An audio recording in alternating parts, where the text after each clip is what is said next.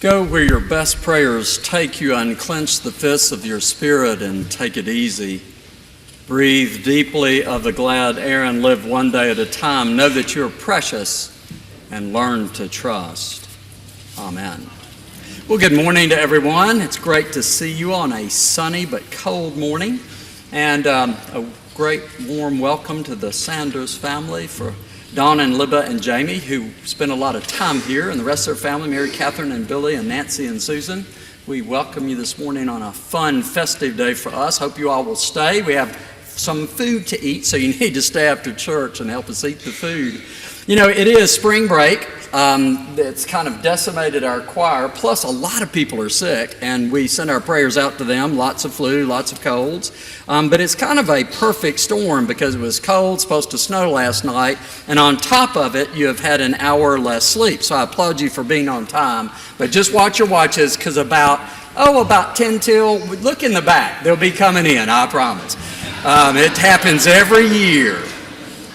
So for that, I have a cute story for you, fun story. A young man started going to church. He'd not been, decided he would go to the church in his neighborhood. It was an evangelical church. And every week, the preacher kept talking about bringing people to Christ. Well, he wanted to be part of the deal. He wanted to help, and he thought, I need to help. So he was becoming more and more regular in church, and on his way home, he was thinking after church, but you know, I'm shy, I don't like really to talk to people, what can I do? And he got out of his car and he walked across the lawn and he looked down and there was a centipede, and no joke, it hit him. And he watched the centipede go down its hole. He said he had a brilliant idea. He'd give it a shot. He said, hey down there, would you like to go to church with me? No answer. He thought a second, so he tried another approach. Hey down there, listen, church is really fun and the people are nice and you have a great time. So why don't you go? I'll take you next Sunday. No answer. So he gave it one more shot. He said, hey, Mr. Centipede, let me tell you, how about going to church? You will really get some special blessings. And then he heard, believe it or not, this little voice come back. It was a centipede voice, and it said, hey, I heard you the first time. Hold your horses. I'm putting on my shoes. I didn't get a laugh at early church. Dead gum. They were asleep. That's the best I've got.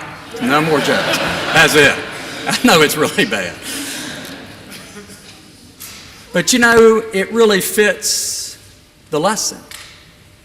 Because evangelicals world around, starting in the 19th century, believed that this passage, literally this passage, is the heart of the gospel.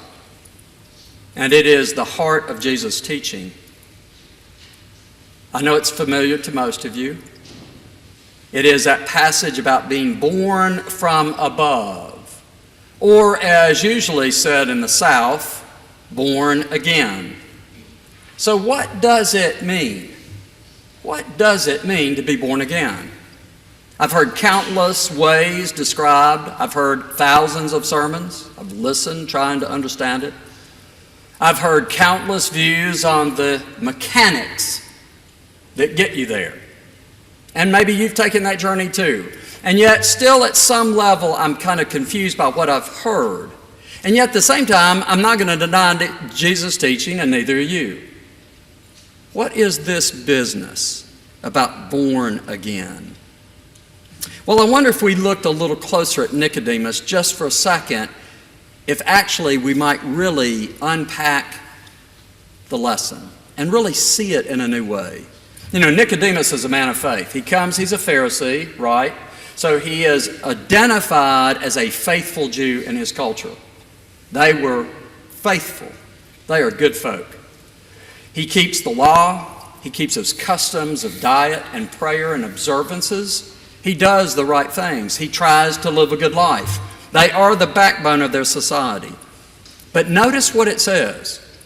Nicodemus comes in the night. He comes in the night. You catch it. You see he's coming on the sly. He's coming where eyes cannot pry, because Nicodemus is on a mission. There is no doubt from his opening words, he believes that Jesus is the one, the real one.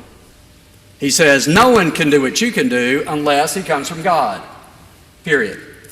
In other words, he has himself come to believe that Jesus is this manifestation of something he's never seen. But Jesus doesn't miss a beat, does he?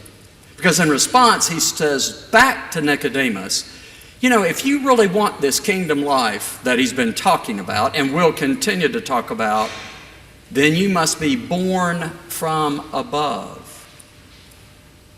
Well, what is above? Or actually, better grammar, who is above? Well, God is above. So you get it? It's actually a very simple story. He's saying if you want this kingdom business, then you want God. You want to connect to God in any way and every way that you can. Well, maybe this will help. I heard a businessman give a talk a few months ago. Chris and I attended, and he was talking about his success in business. But also he was there to kind of impart some wisdom. And so he started out by talking about how his business had begun. He started with one storefront, then another, in various places. And then he got to the opportunity to be able to buy several more from an older man, I assume, it sounded like was a mentor to him and someone he admired. And he knew it would really be a big jump, but it would also be a risk. What was interesting, the man had one store within that group that wasn't doing so well, so he wasn't quite sure what to do. Well, so when he approached the man, he said, listen, I would really like the stores. Maybe your boys want that one, or maybe several for themselves. And the older man said this to him, no, if you're going to buy them, you buy them all or none of them. You have to buy them all. Well, he did buy them all. And no doubt, it helped his business increase. And in fact, that one store that wasn't so much became a large producer and still is one of his storefronts as one of his best today. And then he said this, you know, I'm trying to say that you have to have good luck to have success, and I've had good luck. I tell you, I thought about it a little bit, but it struck me immediately that what we were witnessing was his humility. Maybe he's had luck. We all have a bit of luck. But I know this businessman. I know he's smart. He works hard. He's fair with his employers. He's fair with his competitors. He gives to the community. He's a husband, father, grandfather, and he's a Christian man. What I'm saying is that he is connected. The story elicits that. He understands the people around him. He understands what it is to be connected, not alone, but with people, with a large group of people, mentors and everybody else. You see, he might not say it for himself, but when you look at the story, he is telling us he understands, whether he might not use the words, that he is born from above. And so are you. Every one of you. See, he understands that the people around him are part of his life. They contribute to his welfare and the success that he has had. You see, Jesus is saying to Nicodemus, if you want all of this, you need to connect. And way more than just connect to the law. That's not bad. Or your customs. That's not bad. But how can you connect to this God? Jesus doesn't tell him, by the way, does he, to quit his customs, stop his prayers, stop his practice. He doesn't say that at all. You see, he wants Nicodemus to search for God in a deeper way so that Nicodemus will know that God is with him and that he, Nicodemus, is with God. You see, that's then where we begin, because that's then the connection that leads us to the rest of it. And that's what the journey is all about for you and for me. Then we let the connection take us where it will take us. So where has your connection to God led you? Well, not idly, you're here this morning. Unless you got dragged in handcuffs, you came willingly. We are here together. Do you think it's an accident? You say, I do not. I'm here with you as well. We are here together. And I have to say all the time that I'm in this place and around this building, which is a lot, that we are blessed to be here and be together. You see, when I walk these halls, when I walk this space, when I'm in my office, every day I see the people who have helped us be here. No, I haven't lost my mind. I don't really see them, but you get my point. I do see them in the things around me. The fact that I have this beautiful space to be in. If you haven't looked around, look around. Good gracious. They don't build them like this anymore. We get to worship in this space. All the things that are about us are because other people have been here. They have left this for us. Some of you know we've moved offices in the last couple of weeks, and it is turmoil. You do not want to look in my office right now, but I'm unpacking boxes. And it was amazing, this week I ran across a box, and I opened it up, and they were binders, and they were old binders, and I was trying to figure out what I was seeing. And then I remembered they are the binders of Tracy Lamar's sermons. And I'd read a few. I had the best time, got a cup of coffee, shut the door, and sat down and read some of his sermons. And I remembered Tracy, and I was remembering his time here and what it was like. He was here during civil rights and trying to help this church navigate its way through hard times. And it gave me comfort to think of that. Somebody before us struggling with the things in his day that he struggled with. He did so much during that time. And then I started thinking of the other clergy, Dan Matthews, Frank Servanty. And of course today as we dedicate the music suite, of course my time was with Jim, so Jim Sanders is very personal to me, and Sally. But I swear to you, I can hear their voices. I feel them every day, all of them. And not just the clergy and their spouses and family, but good gracious, we could go around, we could begin to name them. Who would you name? And if you're new, I invite you into this in places you've been. Tommy Tucker and Gracie Biggers and Big George Ogden and McAfee Lee, I can go on and on. Of the people whose shoulders I stand on. The people who have grounded us and given so much so we get to be here this morning. You see, they were born from above. We are born from above. It's affirmative. It's not a question. It's part of the journey. We are those people of water and spirit, of bread and wine, of redemption and salvation, of brokenness and healing. They were the same. No one is different. No one across the planet. All Christians are the people being born from above. And then we catch the connection and ride it and live into it. You know, weddings are pretty commonplace, I guess. And let me tell you about one. This was on August the 6th of this last year. And Jenny Stepien was marrying Paul Manier in their little town of Swissville, Pennsylvania. They were being married in the Lutheran church. They exchanged vows in front of their family and friends, no different than our custom. They are a handsome, handsome couple. The kids in the wedding, all groomed, looked great. The kids that were carrying the flowers were cute. She is beautiful inside and out, and so is Paul, her husband.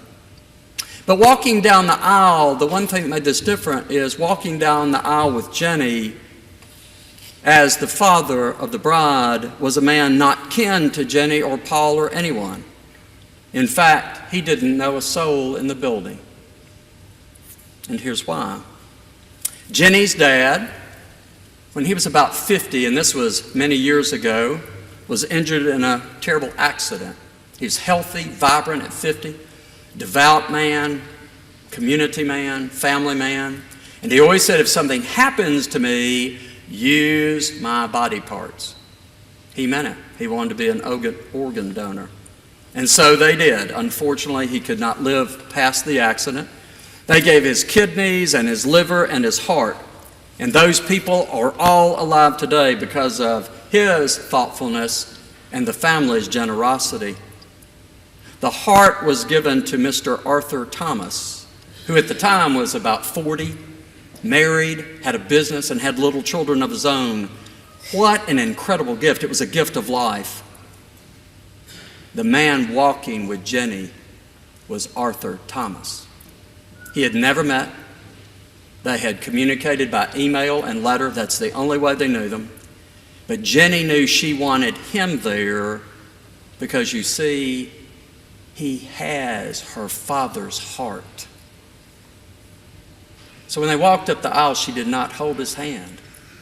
She held his wrist so she could feel it beating. Today, can you feel the beating? I can. And it is as strong today, I pray, that it was in 1844.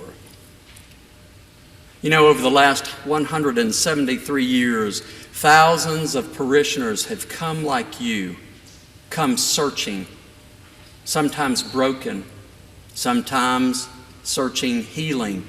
But you're searching, or you would be somewhere else. We're all searching together, and that in itself is a blessing. They have sat where you were sitting. They have prayed where you were praying. They will come to this altar. In fact, we will use a lot of the utensils they used then.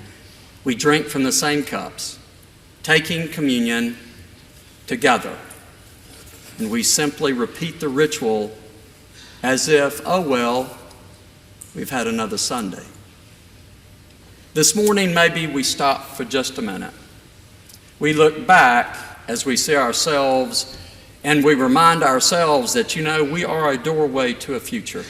Every one of you, all of us together, all of us, as we connect ourselves to God, and then we let that connection work in us and for us, and I would say thankfully for the community well beyond us. And I pray that in another 173 years, there's someone else standing in this pulpit who will recall maybe something we've said, maybe some action that we took, some small thing that we did in the name of Jesus Christ. Because, you know, they, like we, will know that we are born from above. Amen.